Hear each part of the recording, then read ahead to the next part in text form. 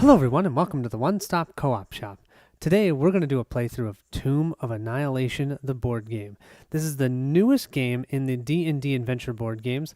I'm pumped. I hope you are too. One thing to note, normally I do 4 playthroughs. I commit to doing at least 4 playthroughs on my own before recording.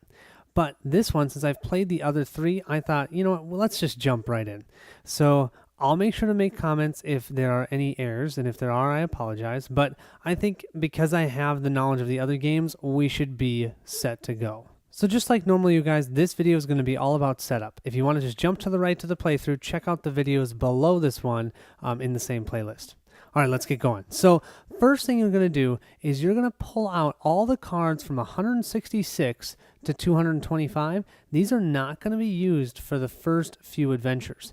You are then going to slowly be adding these cards into your deck, as this is a campaign game, which is part of the reason why I like it. You guys, I am a sucker for campaign games. Campaign co-ops is totally where I'm at. And this is one of them. So I'm really excited for this. So these ones we won't use for now. I've got the other ones already broken up. Here are the cards that we are going to use for this playthrough. What you do is you'll just separate them based on their backs, shuffle up all of these decks right here, and then, depending upon the specific heroes that you're going to use for your playthrough, pull those cards out. For my playthrough, I like to play solo with 3 characters, so that's what we're going to do today. There are a total of 5 heroes in the game. I'm going to use 3 of them. I'm going to use the Dragon Bait, which is essentially going to be our tank. He's got 10 health. In order to hit him, the enemies are going to have to roll higher than a 17. Haha, I like that. His speed is 5, and if he does go exhausted, and when he comes back, he'll come back at a 5 HP. We have our Bird Song, which I had to pick because he has an instrument. He's essentially our bard. He gets hit at above a 15. His health is 8, his speed is 5, and his surge value is 4 HP.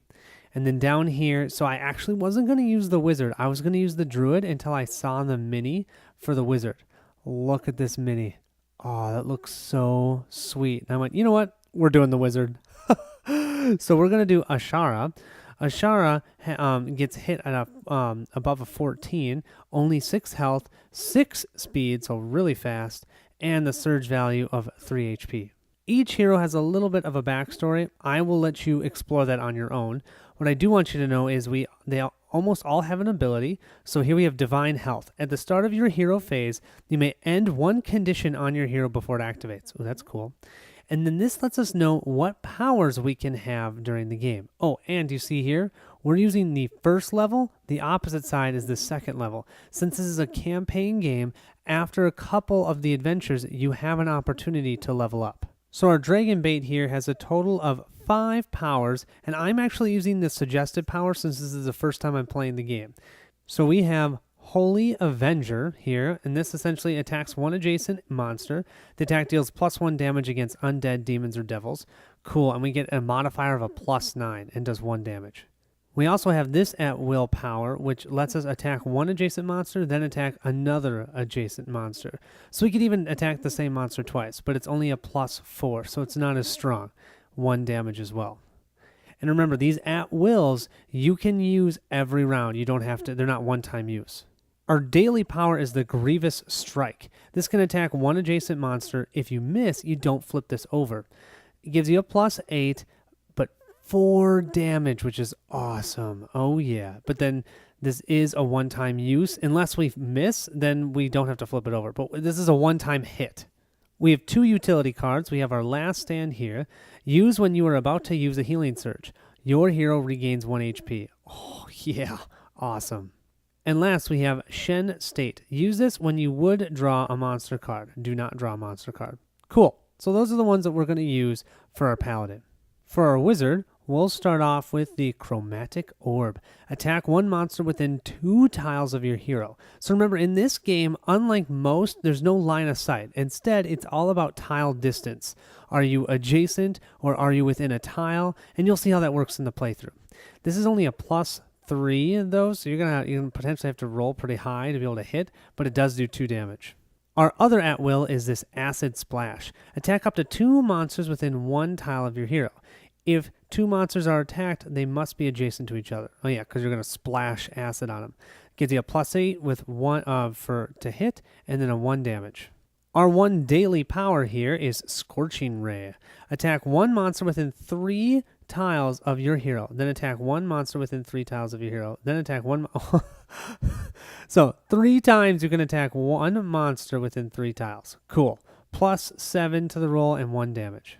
Here we have a web for a utility. Used during your hero phase. Place 3 web tokens on a tile from your one tile from your hero. Each time a monster attempts to leave that tile, instead remove 1 web token from it. Ooh, slows them down. Lastly, Mage Armor. Used during your hero phase. Place the Mage Armor token on your hero card or the hero card of an adjacent hero. That hero has +1 bonus to AC up to a maximum of 16. Remove the Mage Armor token if a monster rolls a 17 or higher when attacking.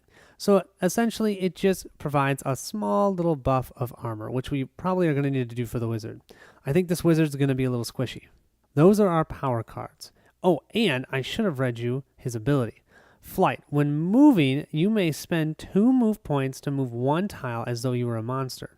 You may do this as often as you like. So he can really get around, but it makes sense. He's flying. Oh yeah, and did I mention? Sweet looking mini. Here we have our bard, our bird song.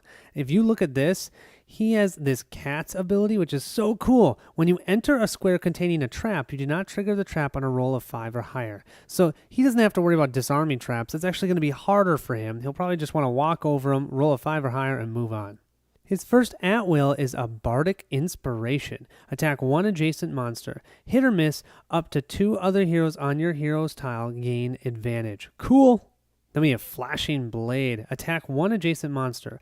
On a roll of 18 or higher, this attack deals +1 damage, and it gets you a +7 for the roll and 1 damage. Now we move to the daily powers. We have Song of Rest. Used instead of an action. Every other hero within 1 tile of your hero either recharges 1 utility power or regains 2 HP. This is our only healing card, by the way. There are not a lot of healing cards in this game, so I have a feeling that our heroes are going to die. At least once. Hopefully that's it, but we'll see. Of our 2 utility powers, here's one of them, the Bardic Lure. Each time you draw a treasure card for defeating a monster, draw 1 extra treasure card. Choose 1 and return the other to the bottom of the deck. And I believe this is active all the time. So every time he draws a treasure card, he'll draw 2. And last but not least, we got Dispel Magic. Use when you would draw an encounter card, cancel it. Unlike all the other D&D adventure board games, you don't just take all the tiles and shuffle them together. First set for the first 9 adventures or 8 adventures are going to be outside of the temple. So these are outside tiles, and I had to separate them on my own. They don't tell you specifically on the tile if they're inside or outside, but you can just use common sense. Look, that looks outside-ish. That looks inside-ish. So I broke them up. We won't even be using these tiles at all. We'll be using these tiles only. And for our specific scenario, we need to find the Mushroom Grove. So I'm going to snag the Mushroom Grove since I already have it on top of the deck. Adventure 1. Favor of Jasmine. You've come to Port Nazero, seeking to end the strange death curse that has befallen the land of Cholt. Magical healing has grown weaker, and in some cases begun to fail entirely, even reversing earlier healing. However, first you need a starting point, and after kicking around town for a while, you are pleased to have an opportunity fall into your lap. The merchant Prince Jasmine is looking for some poisonous mushrooms found in the jungle, and if you can find some for her, she may well prove to be a vital source of information for you. Our objective for this first adventure is to retrieve 4 poisonous mushrooms from the jungle. This lets us know how many heroes we can use, 1 to 5, solo experience, or a group of adventures. So we're going to do 3. Suggested if this is the first time playing, blah, blah, blah. Cool. In the adventure setup area, it tells us which tiles to use, the jungle tiles. We also need to get the specific tiles that there's and specific components here. So we need the clearing tile, which this is generally going to be your starting tile all the time. Wow, it's really zoomed up too much. There you go, clearing tile. So we'll see that right before we end this video. We also need the Mushroom Grove, which we already grabbed, and we'll grab 4 mushroom tokens. We'll keep these in the supply. Here we have information on how to set up the tile deck. We're going to get 8 random tiles, then grab 4 more tiles and shuffle it up with one of the Mushroom Grove and put that there, and then put all other dungeon tiles at the bottom. Here we have the bottom of the tile deck, okay? Then I have our mushroom tile and 3 more random tiles.